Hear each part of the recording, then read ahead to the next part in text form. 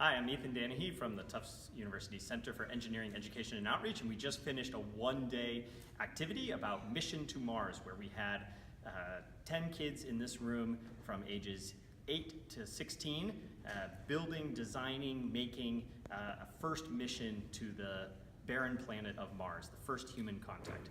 And I want to show you some of the examples of the projects we did and some of the projects that the students made. So one of the first things that the students were worried about was getting to Mars. So one student group built a little rocket ship, and you can see that there's a porthole here where they could actually get inside the box and peek out through. This group was from America, and they added the flag of the United States. And they are also concerned about getting their pets to Mars. So they built a rocket ship that carries the dog with them. As a group, we brainstormed populating the barren landscape and what crucial habitats we would need in order to survive. One of the first ones that they made was a home. This was a group that thought a lot about the sort of structure of the home, and including in the front here a shield that was to protect from the wind and dust storms that occur on Mars. Another group thought the home is great, but we also need a bathroom. And so they built a full life-size bathroom here. You can see the entry tunnel that comes in, and inside is actually all lit by LEDs connected to batteries, so that even when you're inside, you can still see totally fine.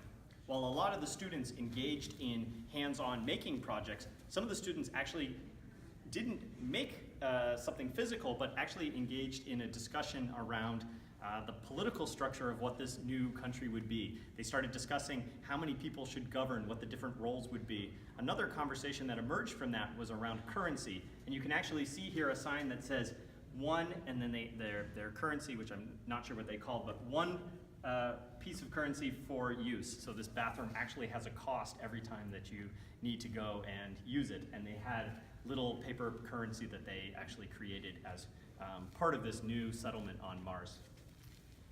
Next over here, we have this large structure, which is actually the hospital. They were really worried about what would happen if they got injured when on the planet of Mars, and so they built a large hospital that has both an ER as well as a larger surgery unit, again connected by a tunnel here, and they've decorated it and also added LEDs. And then if you look around this backside, they actually built this, what they called an airlock curtain for getting entry in to the main unit and then access to the back part of it. Over here, one of the groups was worried about the long-term sustainability on the planet, and so they actually were modeling and prototyping some thoughts around that. The top part actually collects water, and that goes into the back here, worried about water conservation on the planet. And you can see on the top here a series of wind turbines for collecting wind and turning it into energy for, again, powering the entire community. In the front here, you see a community garden. They're growing some flowers as well as vegetables and tomatoes and other food items. And then they were also concerned about wool and actually growing substances to make clothing, again, thinking about the long-term sustainability on this planet. After building a lot of the structures and the habitats, they were then concerned about their personal affects. And so we actually transitioned into a wearables activity where we provided LEDs, batteries, conductive thread, and other materials that could be used for actually creating wearables. They made wearables for themselves, headbands with lights that lit up, bracelets and other things so that at night they could be seen. And then they also built some wearables for pets. We saw one that built a headband for a pet dog so that their pet would be safe as well. So after thinking about the habitats and thinking about their wearables, we then wanted to know how are we going to get around the Mars landscape. And so we transitioned then into a robotics activity using the LEGO Mindstorms robots and thinking about both how to navigate the terrain, and we had here an easy terrain that increased in slope to then a more rough terrain that the robots had to overcome. You see a couple examples of robots that students made there.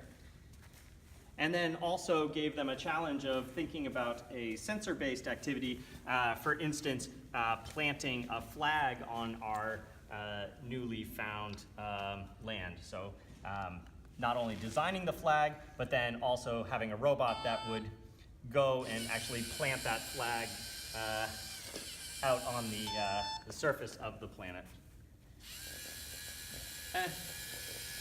So then once we had the habitat, we had wearables, we had transportation, they actually wanted to have some fun. So they said, if we're gonna be living on this new planet, we wanna have enjoyment. So they started programming microbits and actually transitioning into making little interactive games, both for themselves and with others. And we had access to the Jibo robot, and students both were interacting with Jibo within the default configuration, having Jibo play music and be dynamically interactive, as well as programming Jibo with the Scratch programming language, which allowed the students to customize it and make it interactive based on their own personal ideas and wishes and desires. Thanks, Jibo. So thanks for joining me on this little tour of our activity today.